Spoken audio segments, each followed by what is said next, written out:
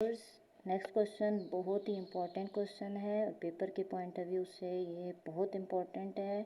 Paper में इसमें से एमसीक्यूज या इस तरह की कुछ भी क्वेश्चन पूछ लिया जाता है। अब क्वेश्चन क्या है कि N9 पेरेंट एटम से बड़ा क्यों होता है। मैंने एक नॉन मेटल मतलब ऑक्सीजन लिखा हुआ है, इसका एटॉमिक नंबर 8 होता है और इसका मास नंबर 16 होता है। फर्स्ट ऑफ ऑल न्यूक्लियस बनाया जाता है, प्रोटॉन भी 8 हैं और न्यूट्रॉन भी 8 हैं, क्योंकि 16 में से 8 माइनस करेंगे तो 8 आएगा। 2n² फार्मूला के जरिए देख लेते हैं कि फर्स्ट शेल में 2 इलेक्ट्रॉन आते हैं। टोटल हमारे पास नंबर ऑफ इलेक्ट्रॉन्स कितने हैं, 8 हैं, क्योंकि एटॉमिक नंबर ही प्रोटॉन होते हैं, प्रोटॉन ही इलेक्ट्रॉन होते हैं। अब 2 मैंने यहाँ मेंशन कर दिए, 8 में से 2 माइनस करूँगी तो 6 आ जाएंगे। 6 इलेक्ट्रॉन इसके सेकंड शेल में आ रहे हैं। अब इसको ऑक्टेट बनाने के लिए मज़ीद 2 इलेक्ट्रॉन की ज़रूरत है।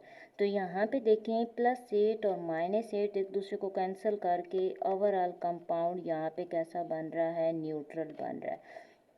अब हम एक तो इसके चार्ज के बारे में बात कर लेंगे और दूसरा पेरेंट एटम से बड़ा क्यों हो जाता है ये भी हम देख लेते हैं। अब आगे जाएं तो इसने 2 इलेक्ट्रॉन कहीं से गेन किए हैं और इसको मैंने डिफ्रेंशिएट करने के लिए क्रॉस से मेंशन कर दिया है।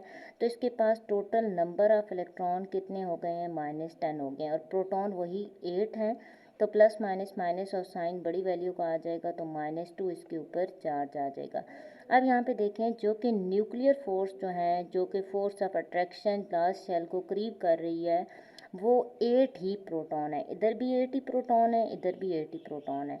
लेकिन यहाँ पे नंबर ऑफ इलेक्ट्रॉन्स बैलेंस हो गए थे, लेकिन यहाँ पे नंबर ऑफ इलेक्ट्रॉन्स 2 एक्सीड कर गए हैं, बढ़ गए हैं, जिसकी वजह से एटम का साइज थोड़ा क्या हो जाता है, लार्ज हो जाता है पेरेंट एटम के मुकाबले में। तो यही रीज़न है कि नंबर ऑफ प्रोटॉन और इलेक्ट्रॉन जो होते हैं वो बैलेंस फॉर्म में नहीं होते हैं। N9 के केस में न्यूक्लियर फोर्स डिक्रीज़ हो जाती है, जिसकी वजह से एटम का साइज़ जो होता है वो बड़ा होना स्टार्ट हो जाता है। उम्मीद करती हूँ आपको ये अच्छे तरीके से समझ आया होगा। कमेंट सेक्शन में बताइएगा कि आपको कैसा लगा और नेक्स्ट क्वेश्चन आपने कौन सा सीखना है। Thank you.